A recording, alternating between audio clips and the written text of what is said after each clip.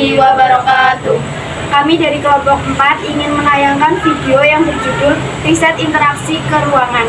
Dan pertama-tama perkenalkan, nama saya Anissa Miharifah. Saya Nuriska Amalia. Saya Amelia Dirahmati. Saya Siti Fadila. Saya Wayan Sari.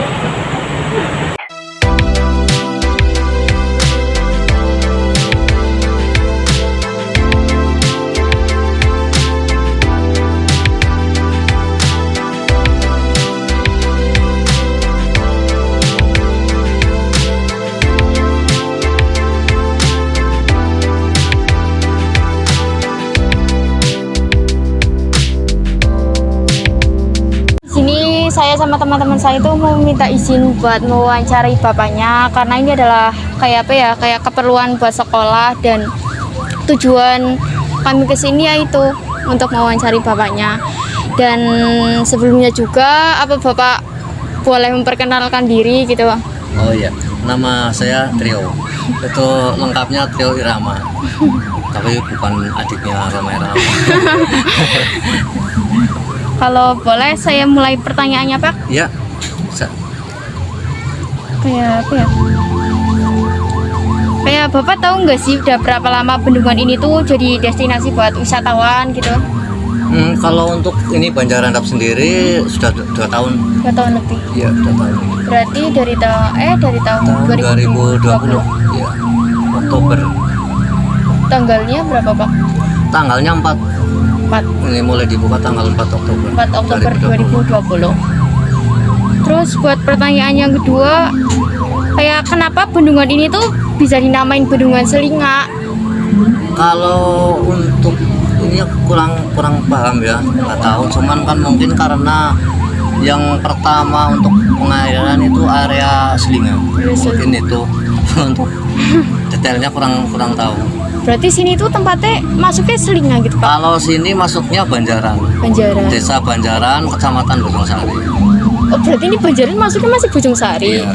Kirain udah masuk bukan Bojongsari lagi gitu. Bojongsari. Kalau Selinga itu masuknya Kecamatan Wadigorwo. Terus lanjut pertanyaan ketiga, kayak bisa diceritain nggak asal muasal kenapa bendungan ini tuh bisa dijadiin tempat wisata orang-orang gitu? Ya awalnya begini, jadi kita khususnya warga Banjaran lihat kan sini ada potensi lah untuk daya tarik. Di samping ada sungai, terus ada bendungan, terus ini kan untuk lalu lintas antar kecamatan juga. Jadi kita pikir kalau dibikin kayaknya suatu wisata bisa ramai. Akhirnya ya, kita coba. Ya. Berarti ini tuh awalnya kayak apa ya? Kayak sungai-sungai atau emang udah bendungan-bendungan gitu sih? Ya ini kalau untuk dulunya cuma sungai. Sungai. Setelah ada bendungan pun kan kita belum ada gambaran untuk bikin wisata. Berarti kan baru baru kepikiran ya tahun kemarin gitu iya. ya. Terus yang pertanyaan ke-6 tuh, apa yang jadi daya tarik dari Bendungan Selinga ini gitu loh? Iya, kalau untuk yang daya tarik ya jelas nuansa alamnya. Kalau di sini kan suasananya adem, terus ada sungai, itu kan bagi orang-orang kota terutama kan seneng loh pada makan di pinggir sungai. Wisata gitulah ya, Pak. Berarti dulu tuh sebelum ini jadi bendungan, jembatannya belum kayak gitu? Ya belum. Berarti Sawah. baru dibangun gitu ya? Iya. Oh gitu. Bentar. Terus yang pertanyaan selanjutnya, gimana sih cara meningkatkan kualitas Bendungan Selinga ini gitu, kayak supaya pengunjungnya tuh jauh lebih banyak lagi dari ini gitu? Ya yang pertama kita bikin fasilitas lah biar pengunjung kesini kan rasa nyaman, ada ya gazebo, terus kita juga pakai medsos kayak ini kayak Instagram juga. Terus yang pertanyaan selanjutnya tuh, ada nggak sih jadwal kunjungan kayak ke bendungan ini, kayak misalnya dibatasin misal hari Senin sampai Jumat berapa orang, nanti Sabtu Minggu berapa orang gitu atau enggak? Kalau untuk wisata sini bebas. Semakin banyak pengunjung ya kita semakin seneng. Semakin banyak. Jadi setiap hari buka, Pak? Ya setiap hari. Kalau tutupnya itu jam berapa? Atau Kalau nggak pernah tutup? tutup normalnya sih jam 6 udah tutup, cuman kalau cuaca bagus nyampe malam, bisa nyampe jam 11. Ya ada lampunya gitu Pak? Ada. Ada. Ini kalau malam lebih indah lagi. Takutnya itu kok kayak malam-malam jadi serem gitu. Ya enggak, ini terang soalnya kan lampunya banyak. Terus yang selanjutnya, bentar. Cara apa sih yang udah dilakuin supaya bendungan ini tuh jauh lebih dikenal sama orang-orang sekitar atau mungkin orang luar gitu? Iya, intinya kita selalu promosi. Ya kita juga bekerja sama radio, sama kemarin sama TV Banyumas juga untuk mempromosi. Berarti ini udah punya medsos sendiri Pak, Selinga sendiri? Iya. Udah punya. Terus Buka aja di IG-nya Banjarandap Official. siap. Terus apa lagi ya, bentar. Kayak gimana sih turut serta warga sekitar dalam mengembangkan tuh bendungan ini gitu supaya bendungannya tuh lebih banyak pengunjung dan banyak disukai sama orang-orang sekitar. Kalau untuk warga terutama ada agenda bersih-bersih sungai itu kita lakukan tiap 1 bulan sekali. Terus untuk peran warga yang lain ya antaranya ini kayak pedagang-pedagang ini semua warga sini. Wah, berarti yang jualan ini tuh warga sekitar gitu ya? Iya, warga khusus Banjaran semua. Bukan orang-orang kayak luar-luar gitu? Enggak. Sementara kita belum buka untuk orang luar. Terus yang selanjutnya tuh tanggapan para wisatawan tentang bendungan itu kayak gimana? Mungkin ada salah satu orang yang mungkin pernah komplain atau ngasih saran gitu-gitu? Kalau untuk ya komplain pasti ada, terutama di segi keamanan. Yang itu kita kan lokasinya di tepi sungai. Itu kemarin pagar-pagar juga ada yang beberapa yang rusak. Itu ada komplainan dari pengunjung. Pengennya ya kalau ke sini, terutama sini kan wisata keluarga, jadi bawa anak, kadang-kadang bawa cucu juga, anak-anak kecil gitu. Itu kan butuh ya pengennya yang aman lah intinya. Kayak keamanan Iya. jauh lebih lanjut gitu ya Iya, Pak. betul, iya.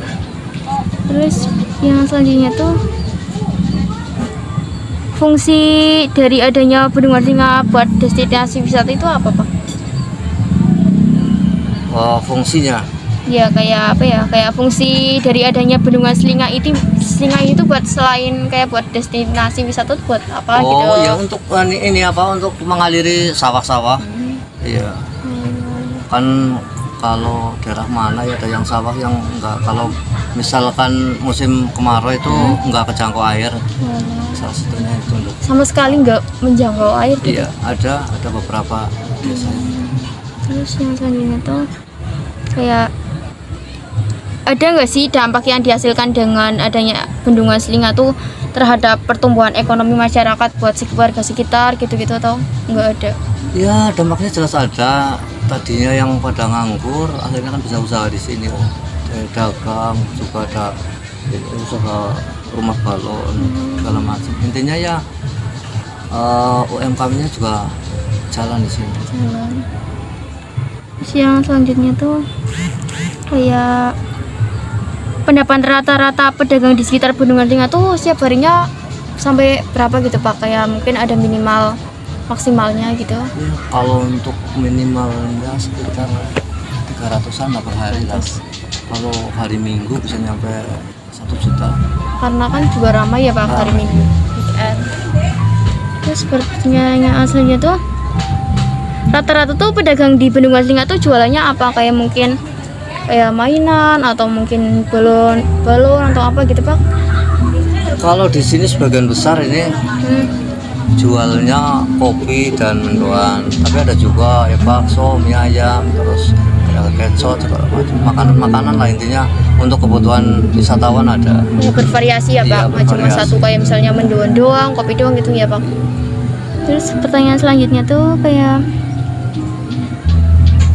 pedagang di Bendungan Selinga tuh emang bener-bener asli warga sini atau mungkin ada yang dari luar atau emang bener-bener asli sini gitu, Asli Pak? warga khusus Banjaran sih memang. Kita Semuanya fokuskan gitu, untuk Pak? ya untuk Banjaran dulu sih. Terus yang pertanyaan ke berapa ini 18 apa ya? Kayak ada nggak sih pengunjung dari luar daerah yang mungkin dari luar Purbalingga atau jauh-jauh dari Jakarta tuh main ke Bendungan Selinga gitu?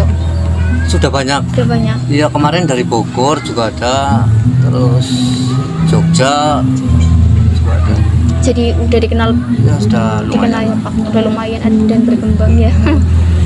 Terus pendapatan tiket masuk Bendungan Selinga dikelola sama siapa Pak? Kalau sini yang ngelola Pok Darwis. Yang itu Pak yang tadi? Itu yang bukan? Bapak yang tadi? Yang itu? Kalau itu beliau itu aslinya bukan orang sini. Jadi beliau itu relawan wisata. Relawan wisata. Iya, beliau di sini membantu lah. Relawan itu apa sih Pak? Ya, orang yang dengan sukarela membantu untuk pengembangan wisata. Kayak sukarela membantu gitu Iya. ya, mempromosikan gitu-gitu. Iya. Terus buat pertanyaan yang terakhir, kayak apakah menjadi pendapatan pribadi komunitas atau desa, kayak misalnya pendapatan dari Bendungan Selinga itu buat pribadi, buat warga atau mungkin buat yang lain gitu Pak? Kalau untuk wisata Banjarnegara ini kita kan kerjasamanya dengan pemerintah desa. Jadi kita bagi hasil dengan pemerintah desa. Jadi kayak dibagi dua, nggak cuma buat diri sendiri ya Pak? Ya enggak dibagi dua sih, kita kan dia lebih banyak di pengelolanya karena kan pengelola kan punya tanggung jawab, harus pengembangan, Terus perawatan. jauh lebih banyak pekerjaannya gitu ya Iya. Pak? Siap. Mungkin kayaknya pertanyaannya udah sampai situ toh Pak. Makasih banget gitu sebelumnya udah mau diwawancarai, diganggu waktunya, terus ganggu waktu istirahatnya juga mungkin. Enggak apa-apa.